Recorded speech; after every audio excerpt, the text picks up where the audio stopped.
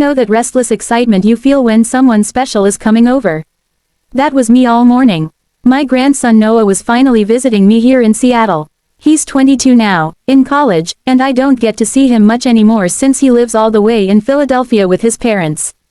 I'd been counting down the days, and now the day had arrived. I spent the morning pacing around the house, double-checking every little detail. I fluffed pillows that didn't need fluffing, wiped down the kitchen counter for the third time, and peeked out the window every 5 minutes. Then, at last, the doorbell rang. I rushed to answer it, and there he was, my sweet Noah. But he wasn't alone. Standing next to him was another young man, about the same age. He was tall, black, and had a quiet, unsure smile like he wasn't sure if he should be there. Noah scratched the back of his neck, like he always does when he's nervous, and said, "Grandma, this is my friend Darius. I hope it's okay I brought him with me." I was a little surprised, sure, but I smiled and said, "Of course it's okay. Come on in, both of you." As they stepped inside, Noah kept chatting, explaining that Darius was his college roommate and didn't have anywhere to go for the summer because his parents were going through a tough split. He figured it'd be better to bring him here than leave him on campus alone. I laughed and told him that 2 young men around the house sounded a lot better than just one. No way was I going to let someone have a lonely summer if I could help it. Darius gave me a shy smile and said, "Thank you, ma'am." I quickly told him to call me Madison, none of that formal stuff here. Then I asked the obvious, "Are you too hungry?" I made way too much food. Lunch was just the way I like it, hearty and homemade. I served up roast beef with mashed potatoes and gravy, and on the counter, a fresh apple pie cooled, just waiting for dessert. The 3 of us sat at my little dining table, and the conversation flowed easily. Noah had a million stories to tell, most of them about Darius. "You wouldn't believe this guy, Grandma," he said, pointing at Darius with his fork. "Everywhere we go, women just flock to him. It's crazy. He's like a human magnet. I hate it." He was clearly joking, grinning as he said it, but Darius just chuckled and shrugged. "I can't help it if I'm charming," he said, and flashed a smile so bright it could light up the room. And honestly, he wasn't wrong. Darius had this smooth, natural confidence. Not arrogant, just comfortable in his own skin. His voice was deep and soothing, like the kind of voice you hear on late-night radio. And he had a face that could easily belong on a movie poster, strong jawline, flawless dark skin, and those full, soft lips. Well, I must have zoned out because next thing I knew, I caught myself staring. I quickly snapped out of it when Darius cleared his throat. Embarrassed, I blurted out something about thinking of dinner ideas, trying to cover up the moment. Noah looked at me like I was losing my mind, but thankfully didn't say anything. Darius just laughed quietly, and I tried to shake off whatever odd feeling had washed over me. After lunch, we moved out to the front yard to sip iced coffee in the sunshine. The lawn definitely needed some work, let's just say I'd let it go a bit too long. Darius glanced around and said, "Miss Madison, we really need to trim your bushes. They're wild." I almost choked on my coffee. "Excuse me," I said, raising an eyebrow. He laughed and held up his hands. "I meant the lawn. There's grass everywhere. Let us help." I agreed, a little flustered, and watched as the 2 of them grabbed tools from the shed. Noah got to work trimming the hedges, joking about how I'd let them turn into a jungle. Darius started up the old lawnmower and tackled the yard like a pro. It turned into one of those peaceful summer afternoons, the kind where the air is warm but comfortable, and the sound of laughter and buzzing tools fills the air. Watching them out there, full of energy and youth, made me feel a little younger myself. And even though I wasn't expecting company beyond Noah, I couldn't help but feel grateful for the extra guest, someone who'd come into my home as a stranger but already felt like part of the family. I settled into the patio chair, gently fanning myself as I watched them in the yard. Noah was flailing at the bushes like they'd personally wronged him, but Darius moved with quiet focus. The lawnmower hummed steadily as he pushed it across the yard, his white t-shirt starting to cling to him with sweat. Every movement showed off the lines of his muscles, strong arms, steady strides, that lean frame. I found myself watching him, noticing the way his shoulders rolled and how effortless he made it all look. It surprised me, the way I was reacting. Like I was seeing something I wasn't supposed to be noticing. There I was, sitting in the sunshine with a cup of coffee, staring like some schoolgirl.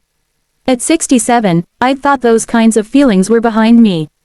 I'd been married, divorced, raised children and now grandchildren. I was past that chapter of life, or at least, I thought I was. But there was something about Darius. Maybe it was the warmth in his voice, or the comfort he seemed to carry in his presence. Or maybe it was just that I hadn't felt anything like this in a long, long time. It's funny how loneliness creeps in without warning. When my husband left a decade ago, I lost more than a marriage. I lost a part of myself. I managed, of course, I always did, but the quiet never got easier. And in moments like this, when the house was alive again with laughter and motion, I realized how empty it had really been. Darius paused and looked over at me with that easy, confident smile. "You doing okay over there, Miss Madison?" he asked. I sat up straighter and tried to look composed. "Oh, I'm fine," I replied. "You two are doing such a good job out there. I might have to hire you both full-time." He laughed, a deep, smooth sound that made my stomach flip in a way I wasn't proud of. "Don't tempt me," he said. "I might just take you up on that." I smiled back, trying to keep it light, pretending he couldn't see the faint blush I felt rising in my cheeks. As they worked, I reminded myself this was just a passing moment, a nice day, good company, and nothing more. Still, it stirred something in me I hadn't felt in years. A soft, subtle reminder that I was still a woman. Still someone who could feel something. Once they finished up, Darius walked over, wiping sweat from his forehead, his shirt clinging to him as he grinned. "Miss Madison," he said, teasing just a little, "it was a pleasure trimming your bushes. Let me know when they need attention again." There was a glint in his eye, something playful, or maybe it was just my imagination, but it caught me off guard. My cheeks warmed, and before I could stop myself, the words just slipped out. "Well," I said, trying to match his grin, "it's been years since anyone's looked after them. It's nice having someone around again."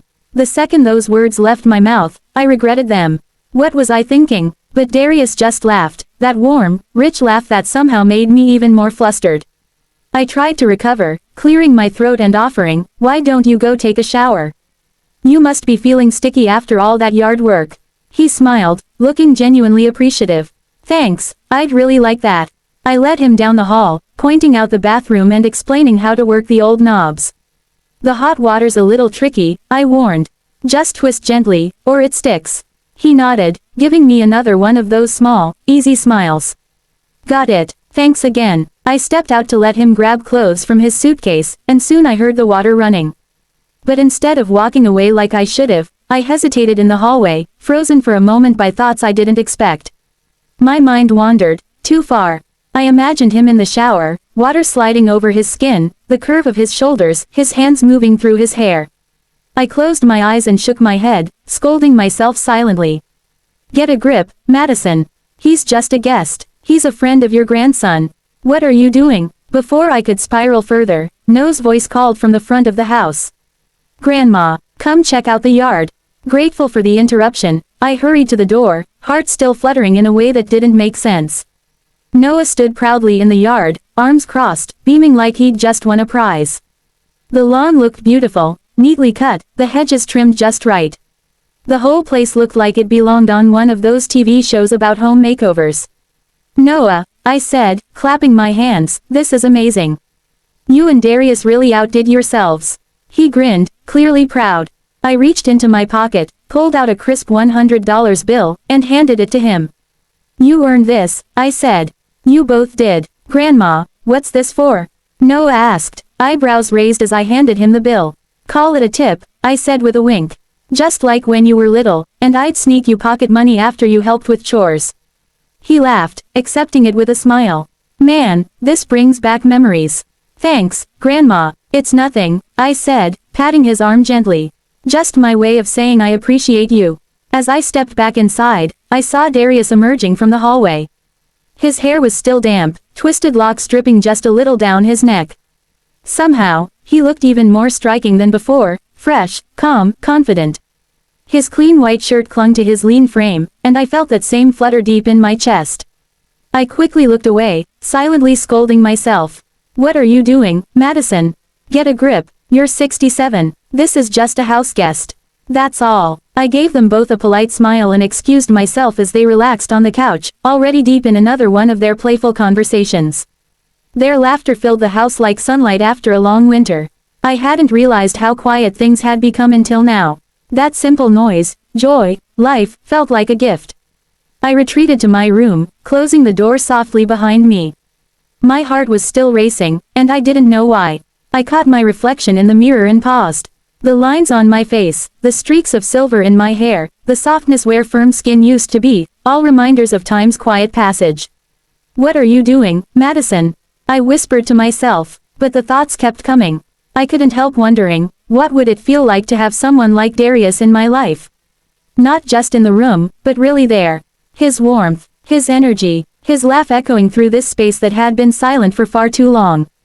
The fantasy caught me off guard. I turned away from the mirror, cheeks warm, and tried to brush it off. "You're being ridiculous," I told myself again. "This is not some romance novel." Still, something inside me had shifted. When my husband left all those years ago, I'd built a life that was quiet, safe, predictable. I met with the ladies at the cafe in the mornings, read books in the afternoons, and talked to my cat in the evenings like he might answer back. There was comfort in that routine, but no spark. No light. Now, something felt different. I felt alive, awake, not just as Madison, the older woman with the quiet home and a set of routines, but as a woman who still had a pulse, a heart, and maybe, just maybe, something left to feel. I sat in my rolling chair, still dressed in my floral blouse and those practical slacks I'd worn to lunch that morning. But my thoughts, they weren't sensible at all. They drifted to Darius, his sculpted arms, the way his shirt clung to his torso, damp from the work, and how his laugh still echoed faintly in the back of my mind. I imagined how it might feel to be held by someone like him, how his strength might feel wrapped around the soft places time had left on me. Before I even realized it, my hands had slid into my lap in a way that felt too familiar, too automatic. I froze. The shame came quickly after. "What are you doing, Madison?" I swallowed hard. It had been so long since anyone stirred this in me. Not lust, not really. Longing, warmth, the ache of touch remembered only in fragments. I wasn't blind. Darius was young, beautiful, full of light. And I was just me. But in that moment, my mind refused to obey. It ran ahead of me, painting vivid scenes of him walking in, catching me there, bare, vulnerable. And instead of turning away, he'd smile. He'd close the door behind him. He'd understand. I closed my eyes hard. No, no, no, no. That was the line. That was where the fantasy had to stop. I took a long breath, stood up slowly, and tugged the hem of my blouse as if that could smooth away the thoughts I'd just had. "You're going to keep it together, Madison," I whispered. "You're going to be the perfect host. Nothing more." Still, as I walked back toward the living room, my heartbeat thudded like it did when I was 16 sneaking out past curfew. My face was flushed, my thoughts scattered. "You're the adult in the room," I reminded myself. "The grandmother, the grown-up. Get a grip. Mind if I join you too?"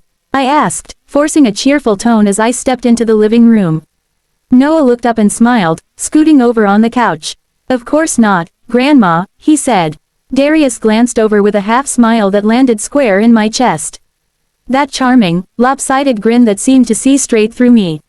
"The more the merrier," he said, his voice warm as honey. I sank into the space beside them, trying to still the hum just under my skin. They were in the middle of some story, the kind that didn't require much from me. I let the sound of their voices wrap around me like a blanket. "So get this," Noah was saying, animated, "we're flying down this back road, he's driving like he's auditioning for Fast and Furious, and then we see the flashing lights." I laughed softly. "Oh dear, no kidding," Noah said. "I thought we were doomed. But this guy," he pointed at Darius, "he rolls down the window, gives the officer that $1,000,000 smile, and starts talking about his grandma's famous peach cobbler." Darius chuckled, leaning back. "Worked like a charm. He let us go with a warning and asked for the recipe." I smiled, letting myself get swept up in the warmth, the laughter, the joy of simply being with people again. Even if my heart was quietly misbehaving under the surface, for now, I would stay in this moment. But then Darius just turned on that smile, Noah said, started talking about his grandma and how he was rushing home to bring her favorite pie or something. "Peach cobbler," Darius added, casually. "Right, and by the end of it, the cop actually wished us a safe trip." Noah shook his head, still clearly impressed. Darius just shrugged, a wide, easy grin spreading across his face. What can I say? Some people are just immune to my charm. I raised an eyebrow, my lips curling. I can't imagine there are many of those. He leaned back into the couch, arm resting casually along the backrest, not quite touching me but near enough that I felt the heat of him. You'd be surprised, Miss Madison. Not everyone's as easy to win over as you. I felt my cheeks flush, but I let out a soft laugh, masking the flutter in my chest. Please, if I were any easier to win over, I'd be out there mowing the lawn for you. Darius turned toward me, tilting his head slightly, his eyes catching mine. Now that's a thought, he said, his voice lowering just a notch. I'd love to see you out there, Miss Madison. Maybe in some gardening gloves, and nothing else. Noah, mid-sip of his soda, completely missed the subtext. Yeah, Grandma, you could have helped us. That bush by the fence was a nightmare. I shot Darius a look, half stern, half amused. Behave, it said, but the corners of my mouth betrayed me. Oh, Darius, I said, feigning innocence. If I did, I'd probably have to show you a thing or two about how to really trim a bush. His laughter came out low, a deep hum that curled around my spine. I don't doubt that for a second, he murmured. Noah kept talking, something about another trip they were planning, but the air between Darius and me stayed charged. Our smiles had a secret tucked inside them, our glances carrying more weight than they should have. It was like we were speaking in a language only we understood, subtle, careful, dangerous. Then, during a lull in Noah's story, Darius turned to me, voice softer, deliberate. I still can't believe you've been living here all alone, Miss Madison. The way he said it, it wasn't casual. It wasn't pity. There was something else tucked inside those words. Something that made my breath hitch ever so slightly. I manage, I said, my voice quieter now.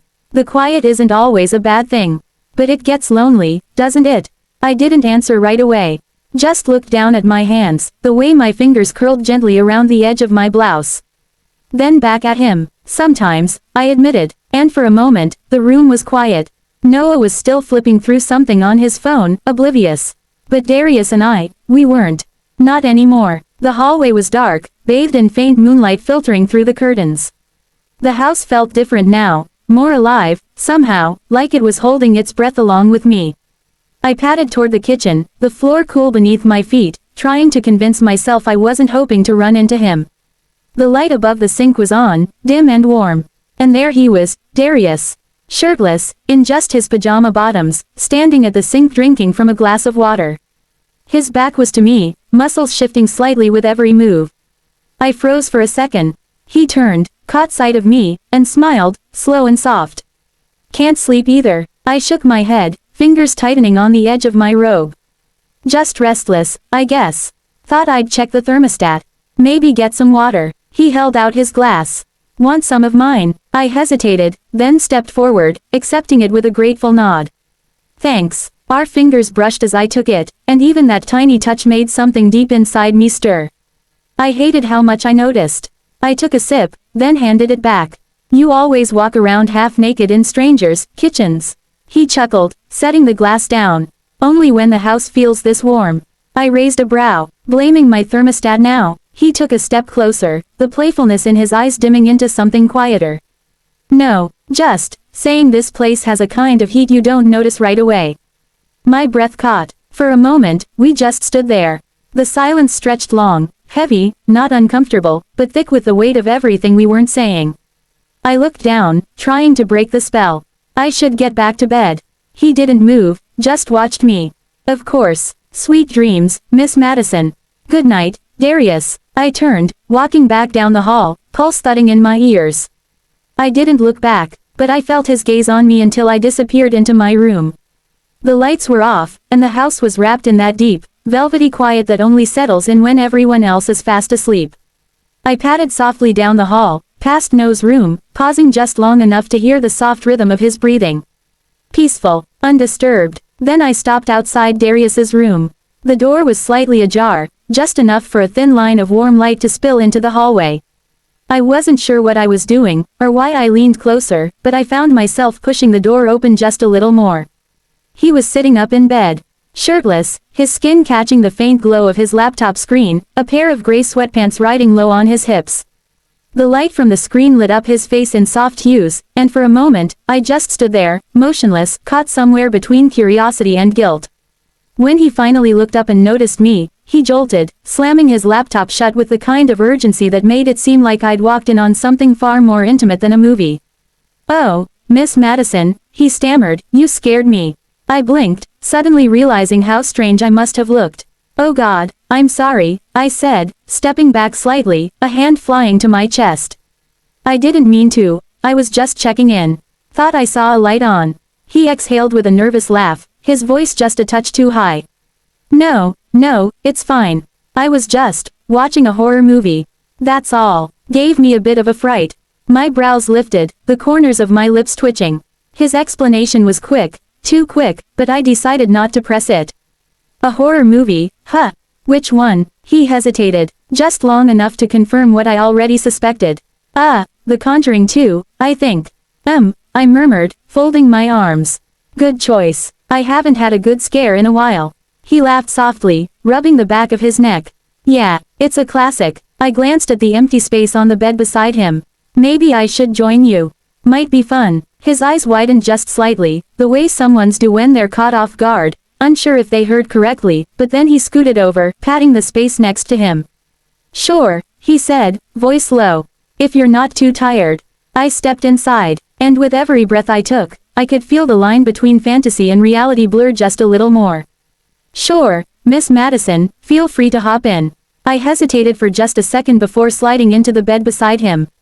My heart thudded hard in my chest, loud enough that I was convinced he could hear it. On the surface, it was innocent, just two people watching a movie.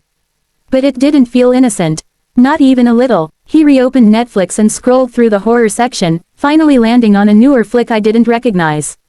"This one's supposed to be pretty creepy," he said, clicking play. We settled into the silence, the hum of the laptop filling the room. The flickering light from the screen danced across his features, illuminating the cut of his jaw, the slope of his collarbone, the shape of his lips. I told myself to focus on the movie. But my thoughts had a will of their own. This small, quiet thrill, was the most alive I'd felt in years. And I didn't know if that realization was comforting or terrifying. As the film dragged on, the tension in the room thickened, not from the movie, but from everything we weren't saying. The horror didn't frighten me. I'd lived in this old house long enough to know its creaks and sighs like the back of my hand. No ghost on screen could rattle me. But then a sudden jump scare flashed across the screen, and without thinking, I reacted. I leaned in, instinct taking over, and buried my face in his chest. His skin was warm, his scent clean, like soap in summer. It lasted only a second, but as soon as I realized what I'd done, I jerked back, mortified.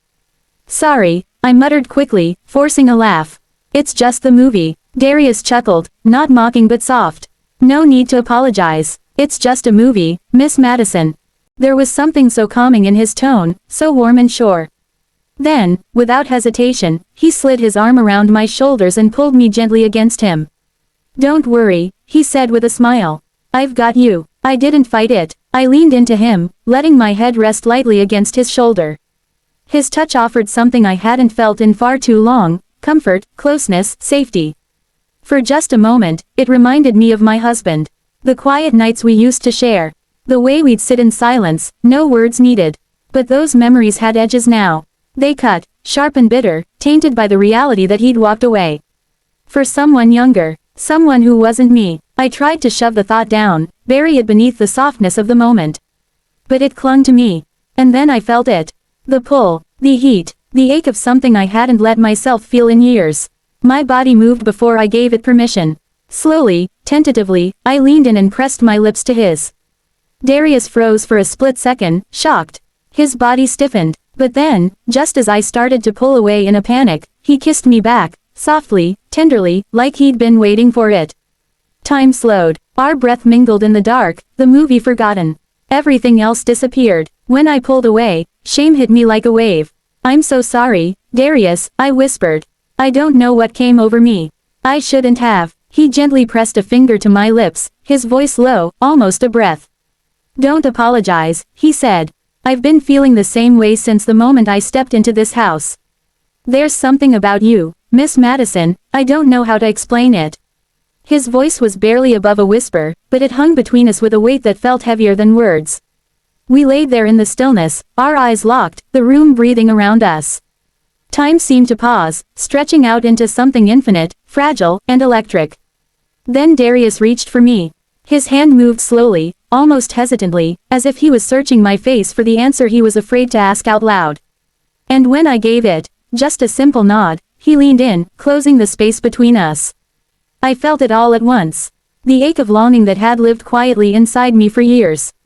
Hidden beneath layers of routines, obligations, and the cold silence that had settled into my heart after my marriage fell apart. And now, it rose up, undeniable. The next thing I knew, we were lying there, bare, exposed not just in body, but in spirit. The cool air kissed our skin, but I barely noticed. Everything was heat, urgency, breath. When he took my hand and guided it to him, I froze for just a moment. But then I understood, not just what he wanted, but what I'd been denying myself for far too long. That closeness, that electricity, that unspoken craving to feel truly seen, and desired. The anticipation swelled, a quiet storm in my chest. And then, when everything between us tipped over the edge, what followed nearly shook the foundation of the old house around us. It was fierce and tender all at once. A clash of bodies, yes, but more than that, it was two souls reaching across a chasm of silence and time. The passion was raw, unfiltered, the kind of intimacy I had forgotten was even possible. But underneath the waves of pleasure was a quiet, pulsing question. Was this a mistake? Would the morning light bring guilt, shame, regret? Or had something real just begun here in the dark? I didn't know. I couldn't know. All I knew was how tightly I clung to him, how perfectly our heartbeats aligned. And in that moment, lost in warmth, breath, and possibility, I didn't care what tomorrow might say. I just wanted to stay there a little longer. Held, wanted, alive. Thank you for joining us on this emotionally complex and provocative journey into Madison's world, a story that explores loneliness, rediscovery, and the raw human need to feel desired again. This tale isn't about perfect choices or clean outcomes. It's about the messiness of being human, the pull of temptation, and the way unexpected connections can wake us up from emotional slumber. We deeply appreciate every reader who engaged with this narrative. Your openness to stories that challenge, provoke, and stir the heart is what keeps these tales alive. Special thanks to those who support honest storytelling, ones that don't shy away from uncomfortable truths or gray areas. Your feedback, shares, and reflections help shape what stories get told next. Disclaimer. This story is a work of fiction created for mature audiences and emotional reflection. It is not meant to promote or condone infidelity, manipulation, or inappropriate relationships. Rather, it aims to illuminate the internal conflicts and emotional vulnerabilities that real people may experience. All characters and events are fictional. Any resemblance to real persons, living or dead, is purely coincidental.